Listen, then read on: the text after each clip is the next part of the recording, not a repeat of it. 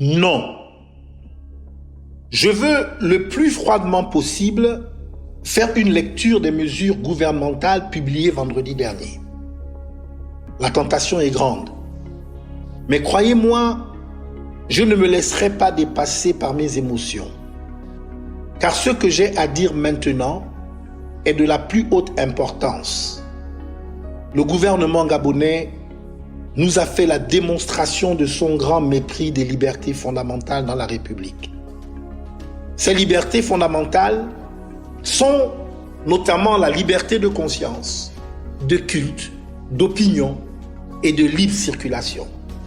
Soyons pragmatiques et regardons la réalité de notre pays dans ce contexte de crise sanitaire due au Covid-19. Évaluons avec clarté et clairvoyance notre situation sanitaire et mettons-la sur la balance afin de juger correctement les dernières mesures gouvernementales. Je le dis sans prendre de gants. Aucune de ces mesures ne peut se justifier, puisque nous ne sommes plus sous la menace directe de la pandémie, et cela, tous les Gabonais le savent. Regardez les grandes démocraties. Elles sont bien plus atteintes par la pandémie. Pourtant, elles n'ont pas imposé de tels dictats. Certainement par respect du peuple et de ses droits.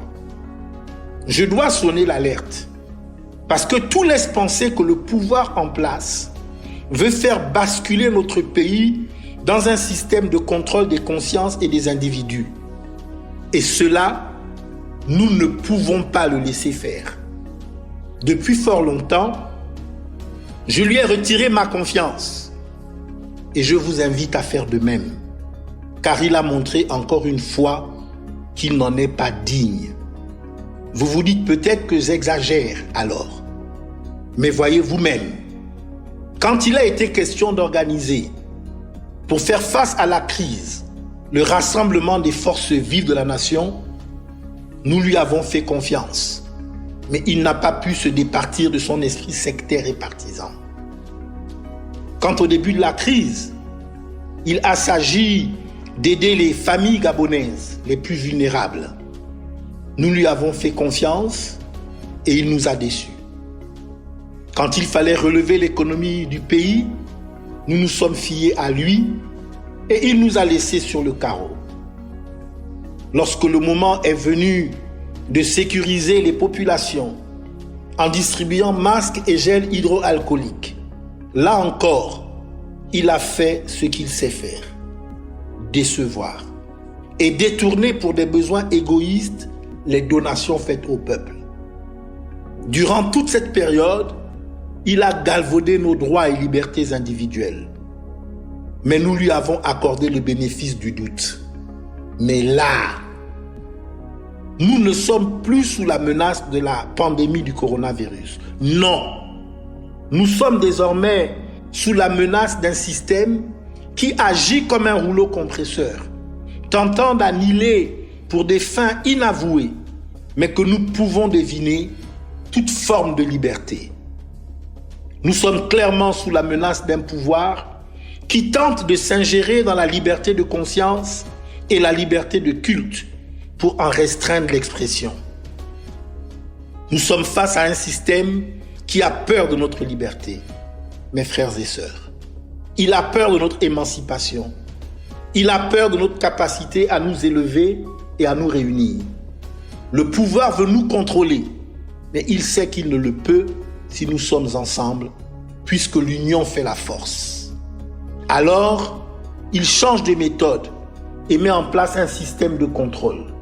D'abord, il veut ficher les croyants en instaurant un laissez-passer obligatoire et l'enregistrement de ceux qui participent au culte, quel qu'il soit. C'est inacceptable. Pourquoi enregistrer les participants au culte alors qu'il ne pourrait être que 30, quand aucune autre sphère de notre société n'est soumise à de tels contrôles? Pourquoi mettre en place un laissez-passer si ce n'est pas pour nous empêcher d'exercer notre liberté de conscience et de croyance? Je dénonce cette volonté de flicage. Le Gabon est déjà connu comme un État policier mais il ne faut pas pousser le bouchon. Ensuite, il veut limiter les rassemblements à un culte hebdomadaire d'une durée de 45 minutes. Il s'autorise même à s'immiscer dans l'organisation du rituel cultuel, mettant ainsi à mal l'essence même de la liturgie de l'Église chrétienne, l'Eucharistie et les offrandes. Il ne peut y avoir de culte sans ces deux rites, et le gouvernement le sait parfaitement. Enfin, voilà que pour nous restreindre un peu plus, il instaure la pire des formes de ségrégation, la ségrégation économique. Celui qui paiera le test pourra exercer sa liberté, et celui qui ne pourra pas payer en sera privé. Aucune nation digne de ce nom n'a osé faire cela contre son peuple. Ne tombons pas dans le double piège qui nous est tendu. D'abord, les représentants des cultes, comme d'autres leaders du Gabon, ont assumé de dialoguer et de se concerter avec les gouvernants. Ce gouvernement n'a jamais tenu un seul de ses engagements. La situation exige de prendre pleinement nos responsabilités. J'invite les leaders de conscience, ceux-là qui veulent s'engager à redresser le Gabon, quel que soit leur parti, leur obédience ou leur position, à assumer. Le peuple nous regarde et il retiendra. Aucun citoyen, aucun de nos frères et aucune de nos sœurs n'est en meilleure situation pour se dresser. Le peuple et la nation gabonaise choisiront les voies de leur refus et de l'exercice de leur liberté.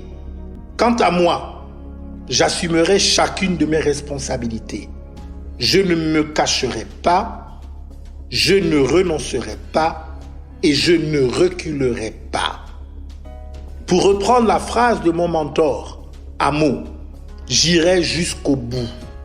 Et j'appelle tous les leaders à agir ensemble dans cette direction. Je veux dire à tous les Gabonais, n'ayez pas peur. C'est à eux de vous craindre. La peur doit changer de camp. D'ailleurs, la peur a changé de camp. Notre force, nous la tenons de notre désir profond de préserver nos libertés. Notre combat est juste, notre combat est noble. Je vous assure que la fin sera belle.